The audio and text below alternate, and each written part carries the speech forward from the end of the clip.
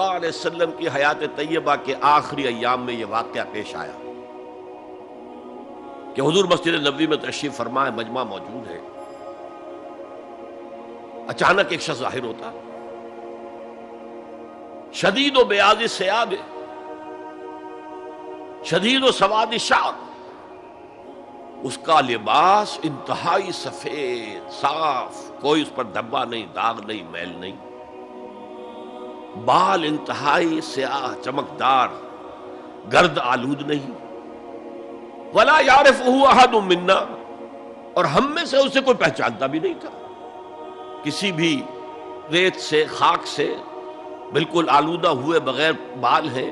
تو شاید یہ مدینے کا رہنے والا ہو، تو مدینے والوں میں سے کوئی تو ہوتا کہ جو اس کو جانتا پہچانتا، کوئی نہ کوئی تو گریٹ کرتا اس کو مجمع میں، آؤ آؤ ادھر آ جاؤ، میرے پاس آ جاؤ، کوئی نہیں۔ اور اگر براہ راست باہر سفر سے آ رہا ہے تو کچھ گرد آلود بال ہوتے، کچھ کپڑے میلے کچیلے ہوتے، تو لوگ حیران تھے، اور مزید یہ کہ اس نے سیدھا تیر کی طرح مجمع کو چیرتا ہوا حضور کے عین سامنے جا کر بیٹھ گیا۔ اب لوگ حیران ہیں،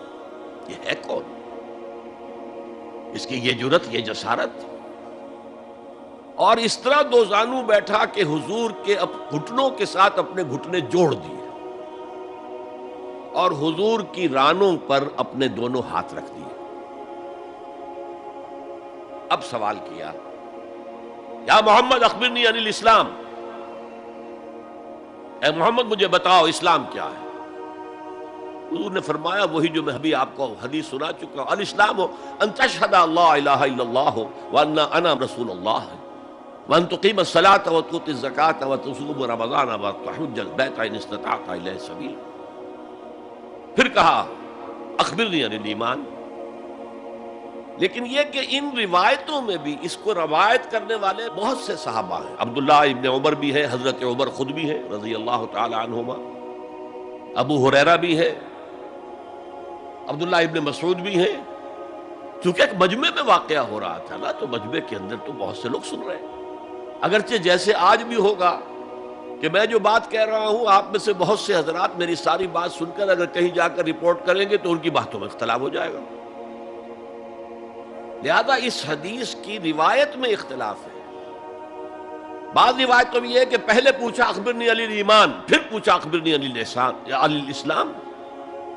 اور یہ جو حضرت عمر کی روایت ہے اس میں ہے سب سے پہلے آپ نے پوچھا اخبرنی عن الاسلام، پھر دوسرا سوال آیا اخبرنی عن الایمان۔ اچھا، اس کے بعد ایک دو سوال اور بھی کیے، اب میں تفصیل میں نہیں جا سکتا۔ پھر وہ شخص چلا گیا، حضور نے کہا ذرا اس کو بلانا واپس، تو دیکھا تو کہیں بھی نہیں، زمین کھا گئی، آسمان اچک کر لے گیا، اللہ جانے۔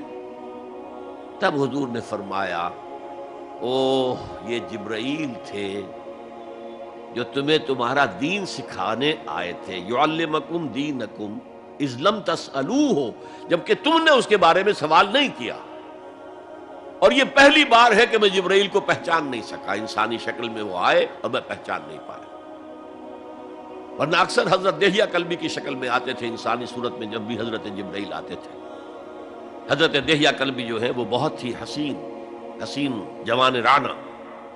ان کی شکل میں آتے تھے۔ بہرحال یہ اتنا اہم مسئلہ ہے کہ اس کو کلیئر کرنے کے لیے کہ دودھ کا دودھ پانی کا پانی علیحدہ ہو جائے، ایمان کیا ہے، اسلام کیا ہے، دنیا کا نظام اسلام پر ہے، ایمان پر نہیں ہے، آخرت کا معاملہ ایمان پر ہے، اسلام پر نہیں ہے۔ کوئی شخص مسلمانوں کا بہت بڑا قائد ہو، بہت بڑا لیڈر ہو، لیکن ہو سکتا ہے آخرت میں زیرو ہو۔ میں حدیث سنا چکا ہوں آپ کو، ایک شخص دنیا میں شہید سمجھا جا رہا تھا، ایک شخص دنیا میں بہت بڑا عالم سمجھا جا رہا تھا، ایک شخص دنیا میں بہت بڑا سخی سمجھا جا رہا تھا، اور اللہ نے سب کے دعوے جو ہیں ان کی نفی کر دی۔ تم نے جنگ کی تھی اس لیے لیقال جریء کہا جائے، بہت ہی جری آدمی ہے صاحب، بہت بہادر آدمی، کیا کہنے اس کے، لیقال سخی، بھائی بڑا سخی آدمی ہے، سخاوت کے دریا بہا دیے اس نے،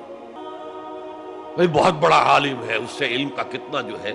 لوگوں کو فیض پہنچا ہے۔ وقد قیل، یہ تمہارا مقصود تھا، وہ مقصود دنیا میں حاصل ہو چکا، تمہاری شہرت کے ڈنکے بج چکے، اب یہاں تمہارے لیے کچھ نہیں۔ اور پھر اللہ حکم دے گا اور فرشتے منہ کے بل گھسیٹتے ہوئے اسے جہنم میں جھونک دیں گے۔ تو وہ اسلام وہاں کام نہیں آئے گا، بلکہ اسلام کیا، اسلام پر اتنی اضافی خوبیاں بھی کام نہیں آئیں گی اگر دل میں ایمان نہیں اور اس کے نتیجے میں نیت درست نہیں۔